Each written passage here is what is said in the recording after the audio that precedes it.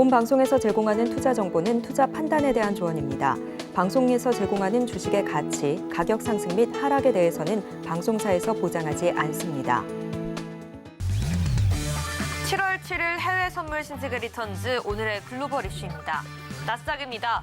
미국의 6월 비농업 고용 지표가 2020년 12월 이후 최저 수준인 20만 9천 건으로 발표됐습니다. 골드입니다. 연준의 금리 인상 경계감 속에 3월 중순 수준의 가격을 유지하고 있습니다. 크루드 오일입니다. 원유 재고량과 가솔린 재고량이 예측치를 하회했지만 글로벌 경기 침체 가능성에 따른 수요 둔화 우려에 상승폭이 제한되고 있습니다. 마지막으로 유로입니다. 골드만삭스는 유럽 중앙은행 ECB가 4분기까지 금리 인상을 이어갈 것이라고 예상하고 있습니다.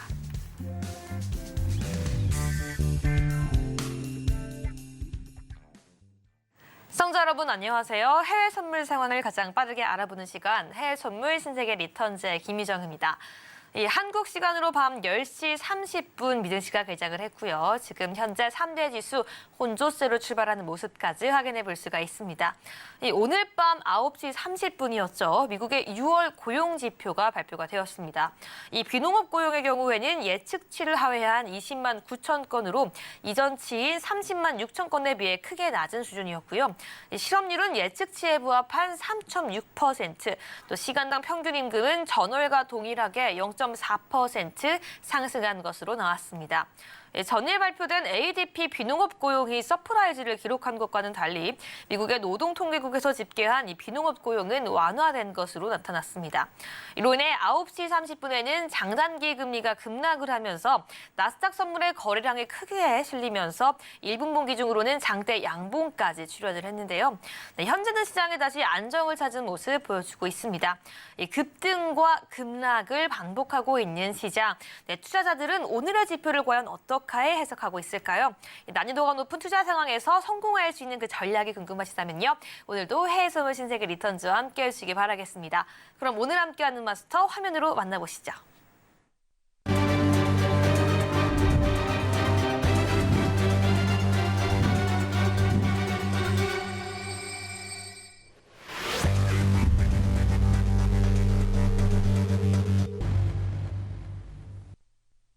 네, 한 주의 마지막 금요일은 허생 마스터님과 함께합니다. 마스터님 안녕하세요. 네, 안녕하세요. 반갑습니다. 네, 우리 시청자분들께도 인사 부탁드릴게요.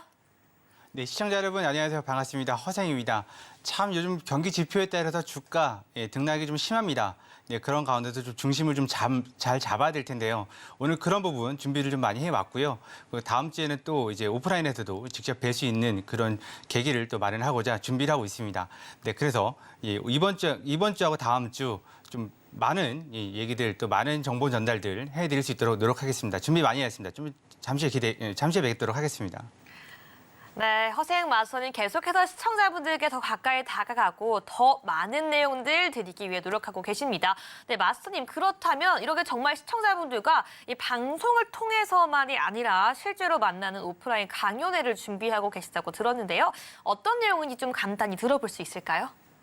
네, 혜왕님하고 같이 준비를 했습니다. 그래서 네. 이번 다음 주 토요일이죠. 토요일 날 이제 부산에서 시작으로 해서 이제 강연회를 하게 될 것 같습니다. 그래서 거기에 오시면 이제 초보분들뿐만 아니라 중급, 고수분들은 좀 그렇고 중수 이상 분들까지 편안하게 보시면서 아 이런 게 있었구나, 또 이렇게 하면 또 잘할 수 있겠구나라는 부분들 뭐 처리할 수 있도록 또 이제 뭐 많이 가져갈 수 있도록 준비 많이 하고 있습니다. 네, 기대해 주세요.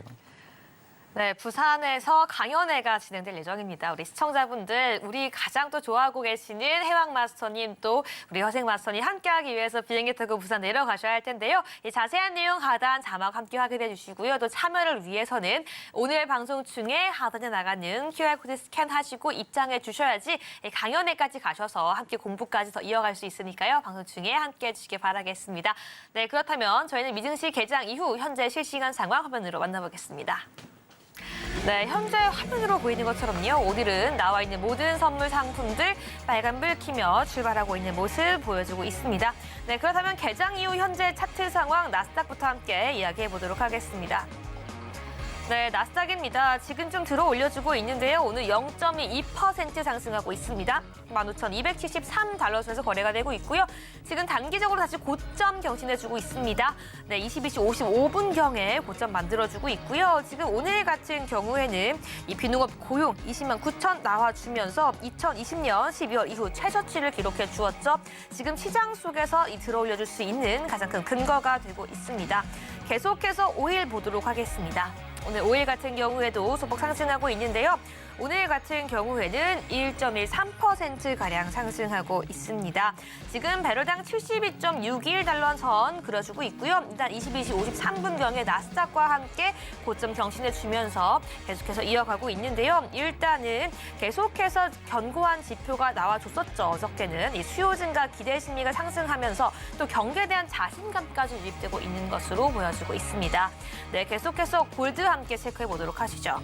네, 오늘 골드 나스닥과 커플링되는 모습까지 체크해 볼 수가 있는데요. 현재 0.75% 상승하면서 온스당 1,929.6달러 선에서 거래가 되고 있습니다. 네, 일단은 국제금리와 달러 인덱스가 오늘 소폭 하락 전환하면서 골드까지 상승해 줄 수 있는 여지를 보여주고 있는데요. 역시나 22시 43분경에 고점 1,933.9까지 올려주고 현재는 횡보하고 있는 모습 확인되고 있습니다. 네, 그리고 나서 마지막으로 유로까지 함께 체크해 봐야겠죠. 현재 0.33% 상승하고 있습니다. 현재 1.09560달러 선에서 거래가 되고 있고요. 네, 상승은 상승이지만 아직 1분봉상으로 큰 폭의 변화는 보여주지 않고 있습니다. 네, 그럼에도 불구하고 지금 유로 같은 경우에는 이 골드만에서 ECB가 4분기까지 금리 인상 이어갈 것이라고 예측한 가운데 오늘은 소폭 들어 올려주고 있는 모습까지 나와주고 있습니다. 네, 여기까지 주요 상품들 현재 시세 실시간으로 함께 확인해봤습니다. 네, 이제는요, 해외 선물 신세계 리턴즈에서만 실시간으로 제공해드리고 있는 바로 그 코너입니다. 이 방송 초반에 상품과 그리고 진입가까지 오늘의 단타 전략 제공해드리고요. 방송 마지막에는 우리 목표가 터치 여부까지 확인해볼 예정입니다. 그렇다면 바로 한번 시작해보도록 하겠습니다. 허생 마스터님, 오늘의 진입 상품, 진입가, 전략까지 한번 말씀해 주시죠. 네, 오늘 상품은 나스닥입니다. 나스닥 또 준비했고요. 지금 15,190 이 선에서 일단 매수 받아보실 걸 추천해드리겠습니다. 원래 상단에서 275 또는 310에서 매도까지 사인을 드리려고 했는데 오늘 지표가 어제 그 졸트 보고서죠. 졸트 보고서와 또 어제 그 실업률이 나왔었는데 그 부분이 참 애매합니다. 지금 ADP도 어제 나왔었죠. 그런 부분들이 지금 되게 상충되고 있습니다. ADP 같은 경우에는 지금 2배수가 넘는 그런 고용이 좀 효과가 나왔고 오늘 비농업 부문은 3분의 1이 줄어든 상황이 나왔습니다. ADP 같은 경우 ADP하고 오늘 발표된 이 비농업 부문 고용지표 고용지수 이 부분이 좀 조사 방식이나 아니면 통계 부분에 있어서 다소 차이가 있긴 하지만 아무리 그렇다 그래도 좀 차이가 너무 나지 않습니까? 어저께는 그 고용 보고서 나오고 나서 급락을 엄청나게 했었는데 오늘은 그 비농지표, 비농업 부문 고용지표가 나오고 나서 계속 쭉 상승하고 있는 모습 봤을 때 일단은 190 그리고 220에서 225였을 때 지지대가 있긴 하지만 그래도 190이 그나마 지지대가 좀 센 편이기 때문에 여기에서 일단은 매수를 드리고 손절한 10포인트 정도 180포인트. 근데 좀 아쉬운 거 이게 176이 지금 저점이 있단 말이죠. 이쪽이군요. 176이 저점이 있지만 뭐 그렇게 잡다 보면 끝도 없으니까요. 손절한 10포인트 정도. 네, 그리고 익절은 한 60틱에서 80틱. 그러니까 15포인트에서 한 15포인트에서 20포인트 그 정도 잡아보시면 될 것 같습니다. 지금 7월 같은 경우에는 최근 10년 이내를 본다 그러면 강세장이 7번, 약세장이 3번 있었습니다. 그래서 전통적으로 강세장으로 볼 수가 있을 법도 한데 중요한 건 이제 이달 말에 있는 그 FOMC란 말이죠. FOMC에서 다들 금리를 올리냐 안 올리냐 그 부분에 이제 모두가 다, 전 세계가 글로벌 증시가 다 그것만 기다리고 있거든요. 그 전조로 다음 주에 화요일, 수요일 CPI뿐만 아니라 여러 가지 지표들이 있습니다. 경기 선행 지표 그런 것도 있고 쭉쭉쭉 가다 보면 지표들을 보고 결정을 내린다고 했으니까 그 부분들이 마무리가 되기 전까지는 혼조태로 왔다 갔다 할 가능성이 큽니다. 그래서 여기 나와서 지지난주에 말씀드렸었죠. 14,800선을 찍고 다시 한번 15,700선 정도 그 정도 한번 찍을 것 같다고 말씀을 드렸었는데 움직임을 보면 일단 그런 움직임이 있었지만 지난주였죠. 지난주에 15,851을 찍고 지금 올라가고 있는 상태고 신고점이 475니까 그렇다 그러면 좀 얼마 남지 않았습니다. 근데 그렇다고 해서 지금 우주 끝까지 날아갈 것 같지는 않고요. 그래서 오늘 이 혼조수에서 왔다 갔다 하게 될 것 같습니다. 오늘은 어제 지표가 그렇게 상반되는 부분이 있다 보니까 그 부분들을 소화를 하려면 일정 기간, 일정 시간 동안 기간 조정하고 가격 조정은 필수라고 봅니다. 그래서 이렇게 일단 안내를 해드리도록 하겠습니다. 네, 오늘 전략 주셨습니다. 오늘의 단타 상품 바로 나스닥이고요. 매수 전략으로 15,190포인트에서 매수하라고 말씀해 주셨습니다. 익절 포인트 15,200에서 15,205포인트 사이에서 익절 가져가라고 말씀해 주셨습니다. 오늘 방송 뒤에 함께 목표가 진입 여부와 수익 여부까지 함께 체크해 볼 예정이고요. 하지만 트레이더의 영역이기 때문에 아직 내가 해외 선물에 익숙하지 않다, 공부하는 과정 중에 있다라고 하시는 분들 같은 경우에는요. 아직은 매매에 주의해 주시고요. 방송 통해서 함께 공부해 가시기 바라겠습니다. 네, 그렇다면 저희는 계속해서 우리 5일부터 함께 공부해 나가보도록 하겠습니다. 오늘의 투자 전략 함께 세워보시죠. 먼저 5일입니다. 차트 먼저 만나볼게요. 네, 5일 함께 살펴보도록 하겠습니다. 현재 1.2%가량 상승을 하고 있고요. 지금 23시경의 고점이죠. 72.76달러 그려주면서 횡보하고 있습니다. 네, 조금 들어 올려주고 있으면서 빨간불 켜주고 있는 5일, 오늘의 전략 한번 들어보도록 하겠습니다. 매수와 매도, 관망 중에서 어떤 전략 가져가야 될까요? 네, 5일 같은 경우에는 일단 어저께 가솔린 재고에 의해서 좀 상승하는 부분도 있고 네. 사우디하고 러시아하고 암암리에 지금 감산 이슈가 지금 돌고 네, 있습니다. 그쵸. 근데 이제 감산이라는 게 저번에도 말씀드렸지만 감산만 믿고 있다가 안 좋은 상황을 되게 많이 겪었던 걸 봤기 때문에 네, 오늘은 그래도 이제 일단은 매수죠. 매수는 매수인데 지금 72.60을 지금 올라가고 있는데요. 차트 보고 말씀드리도록 할게요. 네. 네, 지금 72.60 요 라인을 지금 올라가고 있는데요. 이 라인이 지금 단기 고점 부분이란 말이죠. 이렇게 보시면 이 박스란 말이죠. 그렇다 그러면 일단 72.60 670, 요 정도 선에, 아니, 73달러 밑에서는 매도를 한번 쳐볼 만도 한데 이게 지금 아시겠지만 원유라는 게 원자재잖아요. 원자재가 경기 수요, 네, 그다음에 뭐 경기와 이제 돌아가는 부분들이 많이 있습니다. 왜냐하면 원유에서 나오는 것들이 많잖아요. 플라스틱부터 시작해서 이제 뭐 에너지뿐만 아니라 여러 가지 것들이 나옵니다. 비닐도 그렇고. 그런다 그러면 경기 수요가 증가하느냐, 아니면 경기가 둔화되느냐, 그 부분에서 지금 좌지우지되다 보니까 몇 달째 박스권에 있습니다. 그래서 일단 72.50, 60에서 매수는 안 되고요. 적어도 내려온다 그러면 72달러 정도, 틱 차트를 보고 설명드리도록 할게요. 이 72달러 이 정도 선에서 매수를 받아볼 만한데 이 정도가 상방 저항은 됐었지만 보시면 상방 저항 72.00, 30이 상방 저항은 됐었지만 지지를 받았던 적이 최근에 없기 때문에 이 부분 말고 내려온다 그러면 이 정도요. 조금 잡아본다 그러면 71.70 요 라인에서 매수를 한번 받아보시면 어떨까? 그렇게 보고 있습니다. 지금 73달러 근처에서는 여기 보시다시피 매수보다는 매도가 조금 더 유리한 상황입니다. 네, 그 부분들 간과하지 마시고요. 네, 지금 올라간다고 해서 무작정 잡으시면 저희가 그 노란 톡방에서 말씀드리는 건 이제 두 가지가 있습니다. 뭐냐면 5일은 70달러, 69달러 기준으로 위아래로 나뉜다고 계속 말씀드리고 있습니다. 지금 차트를 봐도 그렇잖아요. 70달러, 69달러가 이 정도가 되는데요. 69달러가 이 정도가 됩니다. 이 정도가 되는데 네, 여기에서 일단 상하방이 갈립니다. 그리고 위로는 75, 74, 밑으로는 67, 60, 65 이렇게 갈리니까 지금 72, 73 정도면 얼추 왔다고 봐야 되거든요. 그렇지만 지금 이슈가 그렇다 보니까 일단은 매수는 매수인데 내려오면 이쯤에서 일단 매수를 한번 받아보시는 게 어떨까. 원래 드리고 싶은 자리는 이 자리인데요. 이 자리 71.10. 네. 10이지만 안 올 수 있기 때문에 네. 그래서 좀 올만한 자리는 71.10. 그리고 조금 여유가 있으시다면 73.00, 10에서 매도는 한번 고려해 보시되 추천해드리고 싶은 건 당연히 매수 이렇게 해서 이 자리 추천해드리도록 하겠습니다. 네. 좋습니다. 먼저 5일부터 함께 전략 세워봤습니다. 일단 오늘 같은 경우에는 매수로 의견 주셨는데요. 이 현재 같은 경우에는 72.6까지 올라온 상태이지만 조금 더 하락했을 때 71.7달러 선에서 지지 확인 후에 매수 전략 세워가라고 말씀해 주셨습니다. 네, 계속해서 저희는 그렇다면은 골드 함께 전략 세워보도록 하겠습니다. 네, 골드 차트 보면서 이야기해 보도록 하시죠. 네, 골드입니다. 현재 0.8%가량 상승하는 모습 보여주고 있는데요. 현재는 1932.5달러에서 거래가 되고 있습니다. 이 23시경에는 또 1927.4로 이 크게 그 변환까지는 아니지만 저점을 찍어주기도 했었는데요. 다시금 좀 들어 올려주고 있네요. 골드 같은 경우에 현재 매수, 매도 관망 중에서 어떤 전략 가져가야 될까요, 전문가님? 네, 골드는 지금 매도를 좀 준비해 보시는 게 좋지 않을까 합니다. 매도요. 네, 매도를 보시는 이유가 무엇일까요? 일단은 차트를 보시면 이렇게 돼 있습니다. 네. 이렇게 돼 있는데 많은 분들이 1,900달러, 최근에 1,900.6을 찍었고 또 그 다음에 요 자리죠, 요 자리, 요 자리를 찍었고 1,906을 찍었고 그다음에 1,908을 찍었습니다. 요 자리요. 차트 보고 차트 보면 이렇게 나와 있고 그리고 이제 윗자리는 1,940. 그리고 1943입니다. 이 자리, 두 자리. 1940, 43. 그러면 지금 이 자리까지 올라온 거거든요. 1937, 38. 그렇다 그러면 위로 올라온다 그러면 얼마 안 남았으니까요, 이게.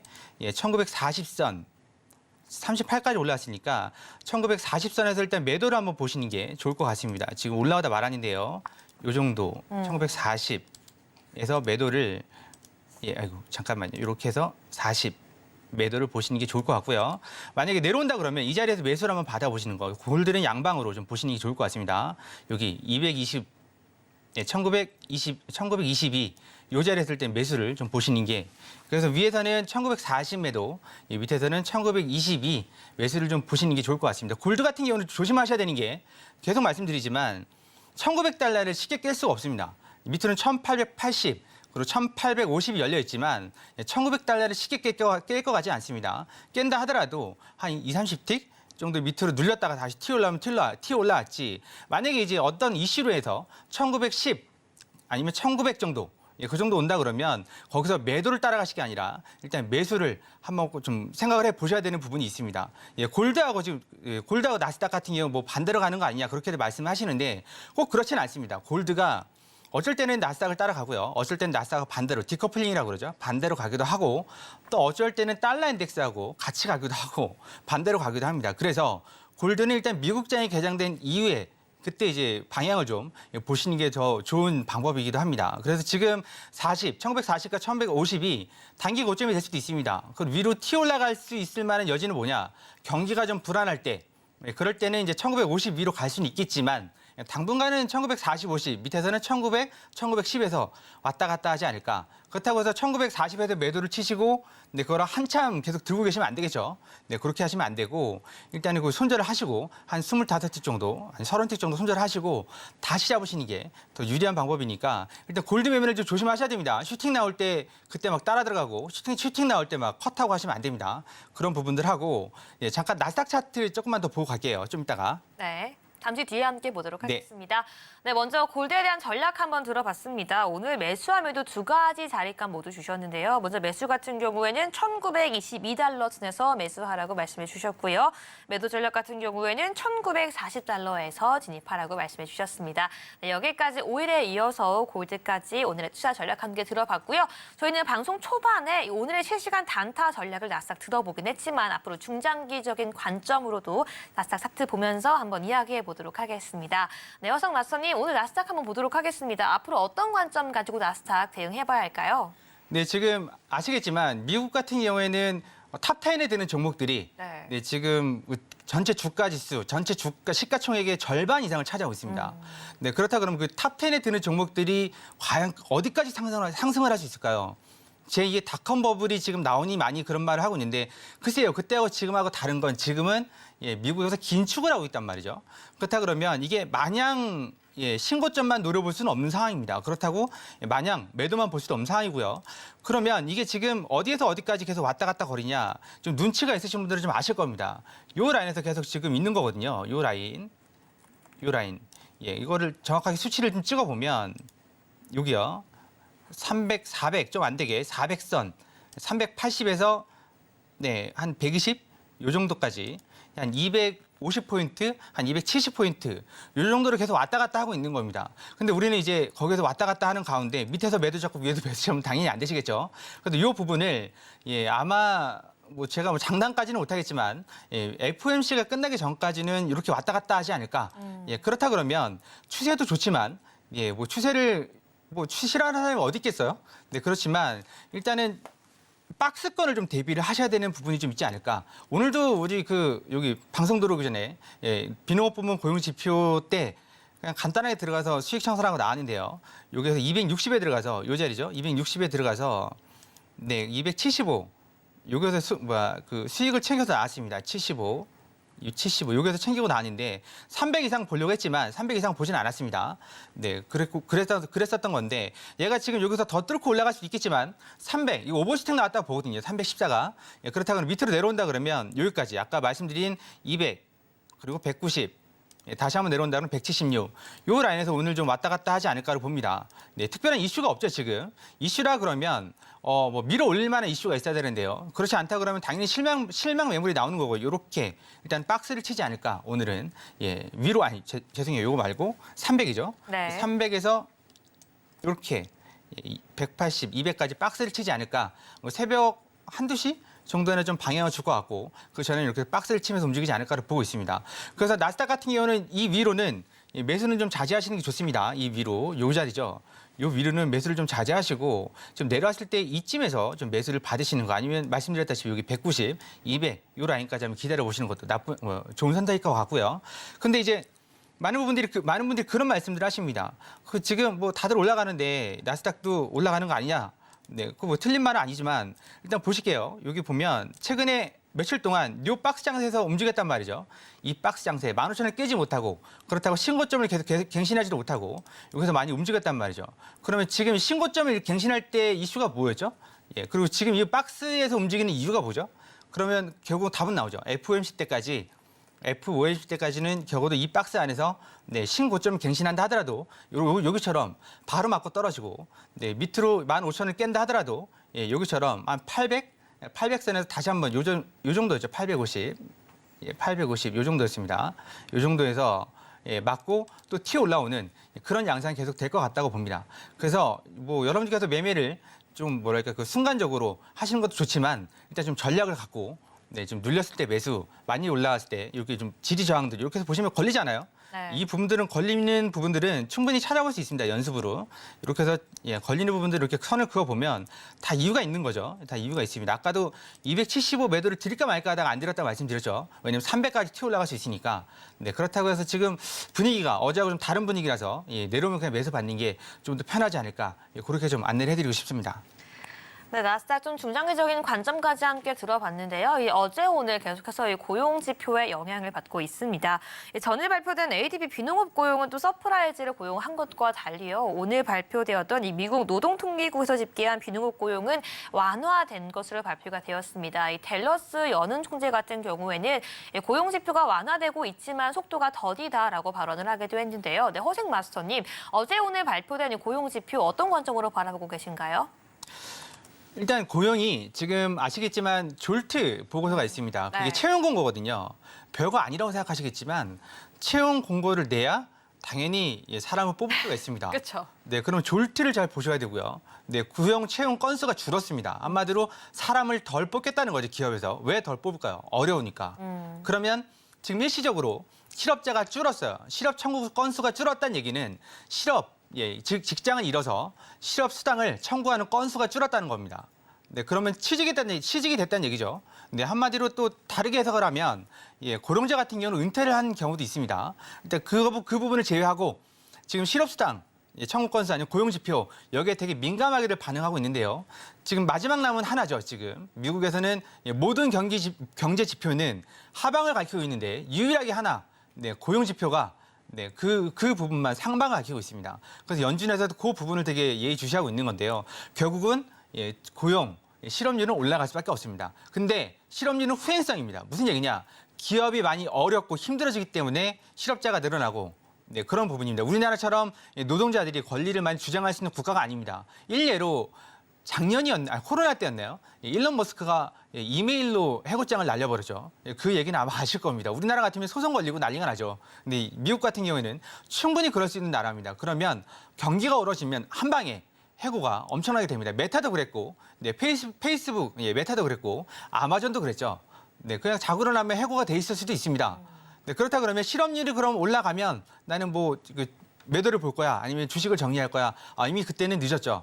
네, 지금 모든 경기 지표가 하방을 가리키고 있는데 아무리 그 10년 내에 7번의 강세장 7월이라 하더라도 만약 FOMC 때 어떤 일이 벌어질지도 모르는 상황이니까 만약 주식을 들고 계신 분이라면 좀 조심해서 분할 익절을 좀 하셔야 될 타이밍인 것 같고 만약 해외 선물하시는 분들이라 그러면 고점에서 매수를 잡지 않는 그런 연습을 좀 많이 하셔야 되는 부분이고 그리고 주식을 하다 오신 분들은 하나 특징이 있습니다. 뭐냐면 해외 선물하실 때 매도를 못 쳐요. 네, 매도가 되게 어색합니다. 왼손을 쓰는 것 같거든요. 그럼 이 기회에 매도를 치는 연습을 좀 많이 좀 해보시는 것도 좋을 것 같습니다. 누가 이제 그런 말씀을 하시더라고요. 나스닥이 워낙 빨라서. 그럼 이제 마이크로를 쓰시면 되는 거고요. 마이크로는 10분의 1 가격이니까 네. 충분히 감내할 수 있는 건데 중요한 건 거기다 이제 속된 말로 물타기라고 그러죠. 네, 추가 매수 하시면 안 됩니다. 그러다 등치 커지니까 네. 그 부분들 감안을 하셔서 네, 이게 내려오다 마네요. 지금 내려올 것 같아가지고 계속 말씀을 드리고 있는데, 네. 네, 그래서 일단 그 부분 감안하셔서 네, 위쪽에서 예, 그 부분을 좀 주의하셨으면 좋겠습니다. 지금 314 찍혀 있는 부분이요. 그 누군가가 매수를 잡았으니까 지금 거기에 고점이 돼 있는 거잖아요. 네. 그게 내가 아니길, 또 여러분들이 아니길 그런 행운이 좀 있으시길 좀 바라겠습니다. 네, 그렇다면 이 고용지표에 대해서 개인적인 관점을 말씀해 주셨는데요. 지금 시장에서는 앞으로 예정되어 있는 이 7월 FOMC 회의에서의 긴축 우려까지는 꺾지 못한 결과라고 보고 있습니다. 이 다가오고 있는 FOMC 긴축 어떻게 보고 계신가요?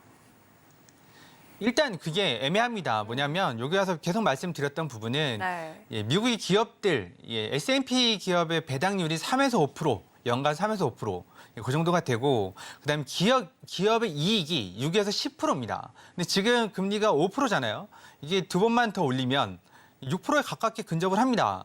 그럼 누가 사업을 하겠습니까? 그러면 연준에서 지금 이 기업이 감당하지 못하고 있다는 사실을 연준에서도 알고 있습니다. 우리보다 더 많은 경제 지표들을 보고 많은 미팅들을 하고 있으니까요.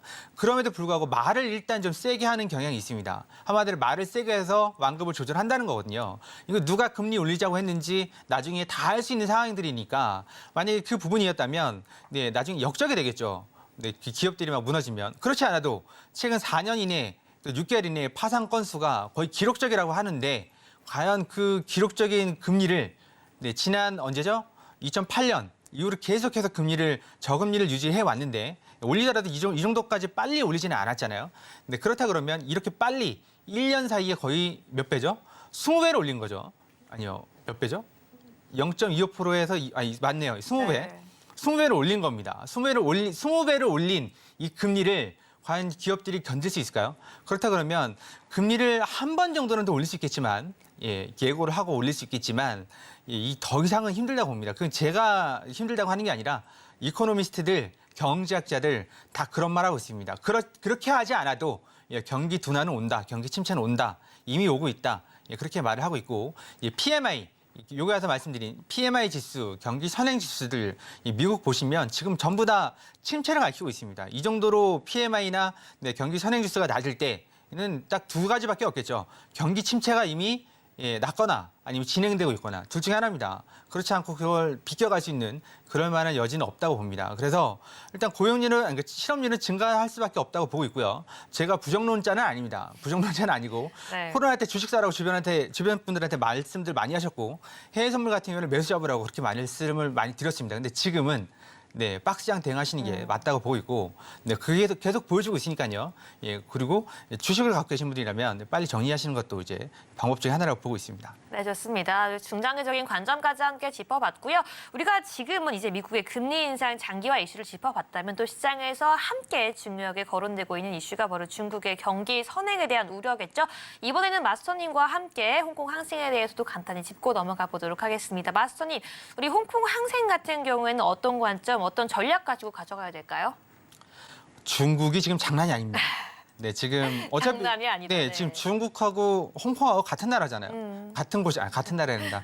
홍콩이 중국에 이제 예속된 도시니까 지금 홍콩 항생 같은 경우에는 제가 지난주였나요? 나와서 말씀드렸던 부분이 조심하셔야 됩니다. 뭘 조심하셔야 되냐면 저희도 이번 주에 2번 당했거든요. 뭘 당했냐? 한 11시 반쯤 넘어가면 거래량이 없습니다. 그래서 뭘 하고 싶어도 그냥 막 40대 박스에서 한 4시간, 5시간? 오늘도 매매를 하다가 노란 톡방에 계신 분들하고 매매를 하다가 4시간 만에 4시간이란다. 2시간 만에 상승을 했어요. 네, 그 사이에 왔다 갔다 하면서 저희들 손절을 좀 짧게 잡으니까요. 40틱, 45틱, 뭐 더 짧게 잡을 수도 있지만 이 정도 잡고 있는데 힘이 없으니까 왔다 갔다 하면 손절을 쳤단 말이죠. 네, 그래서 항생도 지금 중국 경기도 뭐 저뿐만 아니라 많이 뭐 저는 그거 다 듣고 있는 입장이니까요. 이 경기 침체가 올 거라고 이번 경기 침체는 글로벌 경기 침체는 중국발의 가능성도 크다고 얘기하고 있습니다. 부동산 부분뿐만 아니라 어젠가요, 그젠가요? 예, 중국의 은행들 예, 지금 거의 파산 직전이죠. 네, 이 사회주의 국가니까 지금 예, 시진핑이 죄송합니다. 그 이름을 부르면 안 되는데 예, 중앙당이라고 해야 되나요? 공산당에서 그것들을 다 커버하고 있지. 이거 자유 경제 체제였으면 이미 부도가 나도 엄청나게 부도가 났습니다. 예, 뱅크 오브 아메리카 같은 경우에도 한 1,000억 정도? 1,000억 달러? 그 정도 지금 채권 손실 중이라는데 1,000억이면 1,000억 달러면 130조입니다. 우리나라 한 해 예산이 600조 원인데요. 예, 5분의 1 정도 되는 예, 그런 금액을 좀 손실 중인데도 버티고 있습니다. 근데 중국은 더하죠. 여긴 경단입니다. 경. 여기 한번 무너지면 예, 경이 그냥 떠다니는 거니까요. 그래서 홍콩 항생 같은 경우에도 일봉을 잠깐만 볼게요. 일봉을 잠깐 보면 이게 홍콩 항생입니다. 네, 연결 선물 아니고 이렇게 해서 일단 그거 보면 하락 추세선을 벗어난 듯 했는데요. 이렇게 다시 하락 추세선에 여기서 예, 튕겨서 올라가지만 올라가는 힘이 없습니다. 그렇다 그러면 다시 한번 18,250 요 라인이죠. 요 라인이 무너진다면 예, 항생 같은 경우에는 예, 18,000을 뚫고 내려갈 수도 있습니다.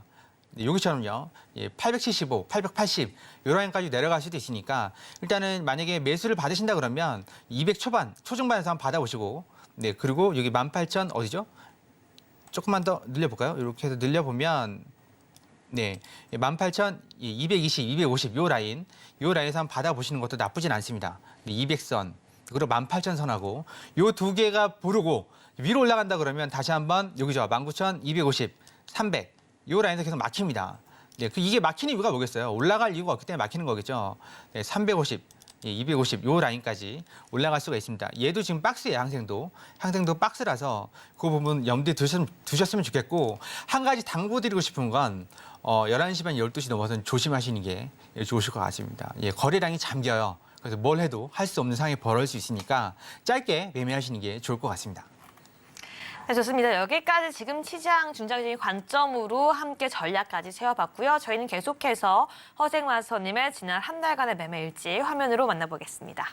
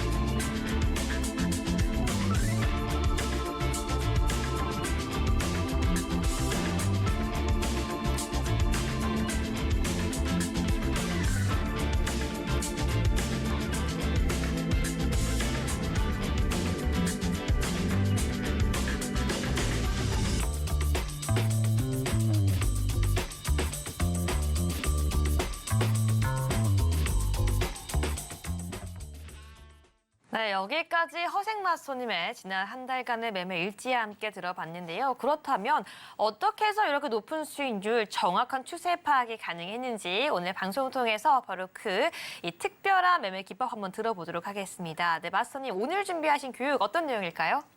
네, 많은 분들이 지난 시간에 이어서 네. 많은 분들이 대박 기법 찾으시는 분들 많은데요. 대박 기법 제가 10년 넘게 찾아봤는데 대박 기법은 없습니다.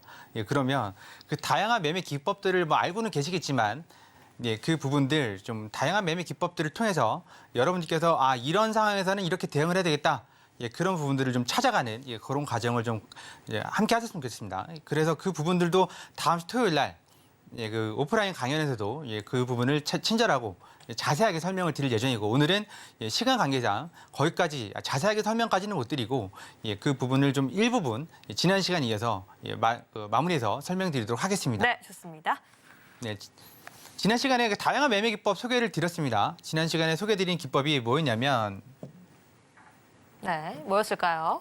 네, 이 추세 추종, 추세 추종 매매였습니다. 그 네. 중에서 우리가 이 부분이죠. 눌림 매매 그리고 이평선 매매 또 마찬가지로 추세 추종입니다. 왜 눌렸을 때 받을까요? 더 갈 것 같으니까 더 간다고 보니까 이평선에도 왜 받을까요? 네, 더 간다고 보니까 그래서 추세 추종 매매 여러 가지가 있지만 이 대표적인 게 추세 추종입니다. 그래서 추세 추종이 우리가 알고 있는 일반적인 그런 매매 기법이고요. 저것만 잘 알아도 매매하는데 크게 문제가 없습니다. 추세 추종 매매 지난 시간에 살펴봤고요. 주의하셔야 될 게 뭐라고 말씀드렸죠? 이평선 매매, 이평선 좋아하시는 분들 모든 이평선에도 받으시면 안 된다고 말씀드렸습니다. 뭐라고요? 오늘 이 시간에 가장 많이 지지가 되는 이평선을 찾으라고 말씀드렸죠. 만약에 그게 없다면 그냥 지켜보시면 됩니다. 언젠가는 지지받는 이평선 나올 예정이니까 그때까지 이평선 매매는 이평선이라 해서 모든 이평선을 받으시면 안 된다고 유의사항을 그렇게 말씀드렸었습니다. 그리고 또 하나는 이 부분이었죠. 박스 매매요. 박스권 매매 좋아하시는 분도 있습니다. 근데 대부분의 분들이 싫어요. 왜냐하면 고점과 저점이 일정하면 다행인데 일정하지 않는 경우 특히 나스닥 같은 경우는 이게 엄청나죠. 뭐 40틱일 수도 있고 80틱일 수도 있고 그래서 일정 시간 동안 그러면 박스가 왜 나올까요? 왜 나오는지 이유를 알면 이 부분을 대응하는 데는 충분히 뭐 가능할 거라고 봅니다. 경제 지표 발표 전에 그 상방이냐 하방이냐 뭐 싸움을 할 때요. 그리고 경제 지표 발표 후 급격한 상하동, 파동 이후에 매물을 소화하는 과정이 있어야 되죠. 예를 들면 500원짜리가 경제지표 발표에 1,000원이 됐어요. 그럼 1,000원이 비싸다고 생각하는 사람도 있을 거고 아니면 이 정도 지표면 1,000원이면 적당해 라고 생각하는 사람도 있을 거니까 그 둘이 서로 교차가 되면서 가격이 어느 정도 합의를 봐야 되는 과정이죠. 그래서 800원으로 내려앉을 수도 있고 1,200원으로 올라갈 수도 있고 지금이 제일 싸 그러면 올라가는 거고 야 너무 비싼 것 같아 그럼 내려오는 거고 그래서 박스권이 이루어지는 겁니다. 아니면 거래량이 적을 때 새벽 늦은 시간 요즘 항생이 이렇죠. 항생이 이러다가 뭐 예고도 없이 그냥 위로 쏘고 밑으로 쏘고 그래서 손절이 납니다. 그래서 시간대 잘 맞춰서 하셔야 되는 부분이고 박스권 매매 오래 하실 건 아니고 일단 어느 정도 박스가 이탈되기 시작한다. 그러면 박스권 이거 또 들어가겠지라고 하지 마시고 손절을 깔끔하게 잡으시라고 말씀드렸습니다. 네, 그리고 손절 넘어가면 다시 보시는 거 그런 전략 말씀드렸고 오늘부터 이제 말씀드릴 게 이거였습니다. 뭐냐면 자 변곡점 매매 들어는 보셨죠? 뭐냐면 최고점 매도 우리 꿈의 영역이죠. 최저점 매수 여기도 마찬가지로 최고점 매도 최저점 매수 이 부분은 꿈의 영역입니다. 이렇게 잡는 건 운이라고 볼 수 있겠죠. 하지만 여기다가 보조 지표라는 걸 가미하게 된다 그러면 그렇게 꿈까지는 아닙니다. 이 부분은 다음 주 강연에서 이 부분은 포함이 되어 있습니다. 그리고 오늘 같은 경우에는 이 기법만 설명을 드리는 거니까 이 변곡점 매매 이게 되는 날도 있고 안 되는 날도 있습니다. 그리고 될 때가 뭐 정확하게 맞을 때가 있고 그렇지 않을 때도 있고요. 그렇다 그러면 잠시만요. 네. 그렇다면 일단은 변곡점 매매 말씀해 주셨습니다. 네, 계속해서 지금 좀 시장에서 중요한 기법과 내용 말씀해주고 있는데요. 이 시장에서 무조건 수익 낼 수 있는 절대적인 기법은 존재하지 않지만 우리가 기본기를 하나씩 다져가면서 하나하나 이 시장 속에서 이 눌림목인지 이평선인지 변곡점인지 하나하나 파악해 나가는 그 순간에 우리가 정확한 타점 잡아가면서 매수와 매도 정확한 추세 파악하면서 수익까지 내갈 수 있다라고 말씀해 주셨습니다. 지난번에 이어서 오늘도 계속해서 공부해 가고 있는데요. 그렇다면 계속해서 강의 들어보도록 할게요. 마스터님. 네, 변곡점 매매. 우리들이 이걸 하는 이유가 뭘까요? 일종의 역매매이기도 해요. 만약에 이게 그거잖아요. 성공하면 혁명이고 실패하면 쿠데타라고 그러잖아요. 네, 이 부분이 여기서 매도를 쳤을 때 성공하면 생기는 수익이 엄청납니다. 이 부분을 다 가져갈 수 있는 영역이니까요. 이 부분을 다 가져갈 수 있잖아요. 그러면 실패하면요. 이 정도 컷을 주면 되니까 그렇게 해서 가성비가 나쁜 건 아닙니다. 그런데 문제는 뭐냐면 우리가 여기서 컷을 안 준다는 거죠. 컷을 안 주기 때문에 이거는 좀 뭐랄까 컷을 줄 수 있으신 분만 하는 게 좋습니다. 이런 부분들 그래서 여기 많은 트레이더들이 직전 고점에서 이 부분에서 매도를 치는 거잖아요. 예, 마찬가지로 여기서도 이 부분에서 매도를 치는 거고요. 네, 그 이유가 손절 짧게 잡고 치는 부분이니까 모든 주가가 끝없이 올라가는 것도 아니니까요. 네, 고점이 나왔다 싶으면 고점 부근에서 매도를 치는 건데요. 이 부분들을 잘못하신다 그러면 영매매가 될 수 있는 부분. 그러면 이 부분이 성과, 가성비가 매우 좋습니다. 이렇게 다 가져가는 거고 이렇게 다 가져가는 거니까. 그렇지만 손절을 못 잡거나 초보자분들은 이런 매매하시면 절대 안 되겠죠.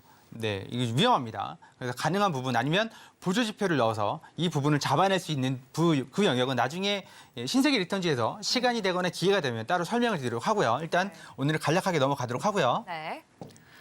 네, 그래도 이 부분 설명드렸고, 네, 그리고 보조 지표 활용하는 거 우리가 주로 사용하는 게 MACD잖아요. MACD를 주로 활용하는데 MACD 그러면 이게 일단 오실레이터가 없는 부분들이 있습니다. 네, 근데 가능하면 오실레이터 이 부분을 넣으시라고 말씀드리고 싶어요. 왜냐하면 이 부분이 거추장스럽다고 하시는데 만약에 이게 없다고 보면 우리가 이 나스닥이 엄청나게 빠른데 주가가 엄청나게 빠른데 이게 골든 크로스가 나는지 데드 크로스가 나는지 계속 쳐다보고 있어야 되는 거거든요. 그거보다는 오실레이터 마련해 놓으면 네, 여기서 골든 크로스 나면 빨간색 막대가 올라옵니다. 예, 그런 부분 참고하시면 되고 그래서 MACD도 가장 많이 쓰는 부분 근데 오실레이터 꼭 추가하시라고 예, 말씀드리고 아까 변곡점 잡아내는 거를 MACD로 할 수가 있습니다. 네, 그런 부분들은 나중에 따로 말씀드리도록 할게요. 네. 그리고 네. 보조 지표 활용. 네, 볼린저 밴드 우리가 가장 많이 사용하는 지표들 중에 하나죠. 지표 중에 하나입니다. 여기 밑에서는 밴드 하단에서는 예, 매수 받고 밴드 상단에서는 매도를 치는 95.44%? 네, 44%가 이 밴드 안에 있을 거라고 있다고 예, 확신하고 매매를 하는 건데 중요한 건 이 4.5%가 사람을 잡는 거죠. 이게 뭐냐면 4.5%가 이제 발산 영역에 들어가면 예, 확장 영역에 들어가면 이 4.5%로 계좌가 박살이 납니다. 볼린저 밴드 같은 경우에는 단독으로 사용하셔도 되지만 여기다가 이제 보조 지표라는 걸 넣어서 사용을 하시게 됩니다. 그 보조 지표 영역도 다음에 기회가 될 다시 말씀드릴게요. 이 부분도 많이들 활용하시니까 설명을 드리는데 이 볼린저 밴드 같은 경우에는 초보자분들은 가능하시면 사용하지 않으시는 게 네, 여기서 좋아요. 여기서 매수받고 밑에서 매수받고 위에서 매도치고 좋은데 이제 어느 순간 이런 식으로 확산이 벌어지면 네, 이젠 난리가 나는 거죠. 이게 다행히도 돌아왔으니 망정이지 안 돌아올 수도 있습니다. 그러니까 이런 부분들 때문이라도 초보자분들이나 손절 못하시는 분들은 볼린저 밴드는 가급적 지양하시는 게 좋지 않나 싶습니다. 그리고 네. 네, RSI 활용하는 부분도 있는데요. 이게 RSI. RSI요. 네, RSI 같은 경우에도 비슷합니다. 볼린저 밴드랑 이런 RSI 같은 경우는 주로 박스권에서 사용을 하거나 우리가 익히 알고 계신 분도 있겠지만 다이버전스라는 걸 이용해서 이 RSI는 사용을 하고 있습니다. MACD 다이버전스가 있고요. 그래서 이 부분 위로 올라왔을 때가 과매수 영역, 밑으로 내려왔을 때가 과매도 영역. 그래서 밑에서는 매수를 받고 이 위에서는 매도를 치는 이 영역들 박스권에서는 괜찮은 편입니다. 그렇지만 추세가 나는 장에서는 이게 이렇게 안 꺾여지죠. 예, 불화산이 이렇게 계속 올라갑니다. 계속. 네. 그리고 밑에서는 이게 무릉덩이가 무릎 높인 줄 알고 들어가는데 알고 보니까 내 몸이 잠기는 그런 상황도 벌어지니까 RSI 같은 경우에도 박스권 대응하실 때 보조지표로 같이 놓고 사용하시면 괜찮지만 중요한 건 이것도 초보자 영역은 아니라는 거 예, 여러분들께서 좀 알고 계셨으면 좋겠고 이제 마지막으로 네, 우리가 마지막으로 이제 이벤트 매매가 있죠. 이벤트 매매요? 네, 이벤트라 그러면 알고 계실 겁니다. 경제지표.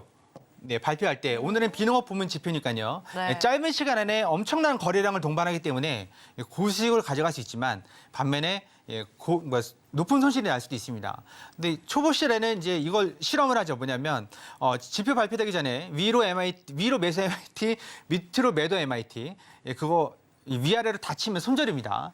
그거 알아두셔야 됩니다. 제가 당해봤으니까요. 네. 10년 넘게 하면서 그거 안 해봤겠습니까? 예, 당해봤으니까 초보자분들은 절대 비추하고요. 네, 그리고 이거는 지표 발표 후에 한 3분에서 5분 정도 지나면 방향이 나오거든요. 아니면 지지 저항선들이 나오고 예, 그때 이벤트 매매를 활용하시면 될 것 같습니다. 예, 일단은 오늘 이렇게 해서 기법 강의 여기서 마치도록 하겠습니다. 네, 여기까지 오늘 정말 좀 중요한 기법 발표해 주셨습니다. 변곡점 매매부터 보조지표 활용, 그리고 이벤트 매매까지 여러분 더욱더 자세한 내용들 노란톡방 안에서 함께 교육하고 있으니까요. 지금 바로 앞에 있는 QR코드 스캔하시고 바로 함께 해주시기 바라겠습니다. 네, 그럼 저희는 본격적으로 방송 초반에 언급했던 단타 전략 바로 체크해 보도록 하겠습니다. 오늘의 상품은 나스닥이고요. 관점 매수로 진입가 15,190포인트 주셨습니다. 네, 익절 포인트는 15,200에서 15,205포인트에서 수익 내라고 목표가 말씀해 주셨는데요. 현재 상황 확인해 보도록 하겠습니다. 마스터님. 네, 지금 왔다는 같습니다. 지금 15,190 왔다는 같은데요. 여기를 지금 손절이 나갔다고 해야 될지 안 나갔다고 해야 될지 애매한 상황이긴 한데요. 손절이 나갔을 수도 있고 안 나갔을 수도 있습니다. 만약 손절이 안 나갔다 그러면 지금 80틱 이상 올라가는 거고 손절을 보내셨다 그러면 일단은 10포인트, 40틱 정도 손절이 난 걸로 볼 수도 있습니다. 이게 살짝 오버했으니까 한 몇 틱 손절이 났겠네요. 두세 틱. 예, 실전에서는 이 정도면 다 대여섯 틱 정도 밀어서 손절을 잡긴 하는데 일단 오늘은 아쉽게도 한 두세 틱 정도 손절이 난 걸로 봐야 될 것 같습니다. 하지만 이 자리 계속 유효합니다. 지금 190 이 자리 여기 칼끝 손절을 당한 거죠. 네, 여기 요 정도까지로 보고 있었는데 장운이 안 맞으면 일어날 날도 있습니다. 네, 이렇게 손절이 나갔습니다. 만약에 다시 한번 내려온다 그러면 185, 180 이 정도 선에서 한번 받아보시면 될 것 같고 만약에 거기서 지지가 안 된다 그러면 이 정도요. 175, 177 이 정도에서 네, 지지를 받을 수 있을 것 같습니다. 아까 방송 중에 말씀드렸다시피 일단은 오늘은 더 이상 중간 고점 이 정도면 오늘 최고점까지는 아닐지라도 이 정도는 중간 고점 새벽 늦게나 갱신하면 갱신하는 그런 상황이 될 것 같고 그렇지 않고서는 계속 박스권을 왔다 갔다 하게 될 것 같습니다.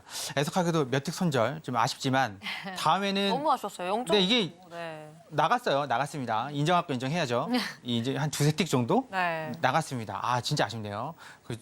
좀 더 내려서 말씀드렸지만 이 정도쯤에서 잡으라고 말씀드리려고 했었는데 네. 177, 180 이 정도 말씀드리려고 하다가 하도 안 오니까요. 그래서 일단 살짝 위로 잡았는데 하여튼 그 부분 좀 참고하셨으면 좋겠습니다. 네, 좋습니다. 여기까지 함께 들어봤습니다. 계속해서 전략 유효하다라고 말씀해 주셨기 때문에 자세한 전략 노란톡방 안에서 함께 해주시길 바라겠고요. 그렇다면 저희가 한 가지 더 여쭤봐야 될 게 있겠죠. 마스터님, 우리 바로 이 강연회가 있다고 해서요. 채팅창에서도 지금 시청자 여러분들의 의견이 활발합니다. 나 부산까지 가겠다. 비행기 타고 가서 계속해서 작년에 이어서 설명 들어가겠다라고 하시는 분들이 굉장히 많은데요. 강연회 내용 설명 다시 한번 부탁드릴게요. 네, 강연에는 누구나 다 참석하실 수 있습니다. 그리고 거기 오시면 이제 초보자분들부터 네. 중수 교육까지 이제 제목이 한 큐의 해외 선물 한 큐의 마스터라는 게 이제 제목이거든요. 해왕님하고 같이 설명을 드릴 예정이고 거기서 원하신다 그러면 차트 세팅하는 것부터 이제 설명을 드릴 예정이지만 그 부분을 생략한다 하더라도 일단은 추세 추종 아까 그 차트 기법 보셨잖아요. 거기에서 지지난 시간이었죠. 네, 차트 기법 처음 설명드릴 때 해드렸던 그 규칙 신호 그 부분하고 그다음에 방금 전에 뭐 최고점, 최저점 잡을 수 있는 그런 노하우 또 아니면 이제 이게 어디까지 빠질까, 어디가 저점일까, 네, 그런 부분들, 그 부분들을 좀 집중적으로 말씀드릴 예정입니다. 자세한 내용을 이제 노란톡방 들어오시면 아시게 될 것 같고 일단은 다음 주는 부산이지만 그 한 2, 3주 뒤쯤엔 또 서울에서 서울 수도권을 또 계획을 하고 있으니까 그 부분들 참고하시면 될 것 같고 일단 오늘 두 틱 손절 나갔네요. 179.50이었습니다. 아 너무 아쉽네요. 네. 네, 여기까지 함께 들어봤습니다. 네, 이제 강연회가 준비가 되어 있습니다. 바로 7월 15일 토요일 오후 1시고요. 무료 강연회이기 때문에 누구나 참석할 수가 있습니다. 지금 바로 QR코드 통해서 노란톡방 입장해 주셔야지 함께 신청 가능하신데요. 바로 이 허생 마스터, 해행 마스터 두 분이 함께하는 부산에서 진행되는 강연회입니다. 네, 주제는요. 해외 선물 한 큐에 마스터할 수 있는 내용과 함께 앞으로의 증시 어디까지 상승할지 함께 중장기적인 전망까지 함께 짚어보도록 하겠습니다.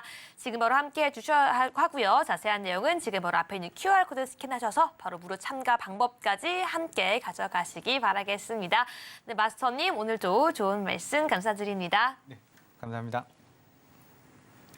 네, 본 방송에서 제공하는 정보는 투자 판단을 위한 조언일 뿐 해당 상품의 가치나 수익률을 보장하지 않는다는 점 다시 한번 안내해드리겠습니다. 끝으로 서울경제TV와 서울경제신문은 당사의 고유 브랜드입니다. 최근에 다양한 사칭 피해가 일어나고 있으니 각별히 유의해 주시기 바라겠습니다. 오늘 저희가 준비한 내용은 여기까지입니다. 저희는 다음 주 이 시간에 더욱더 알찬 내용으로 찾아오겠습니다. 오늘 밤도 시청해주신 여러분 모두 고맙습니다.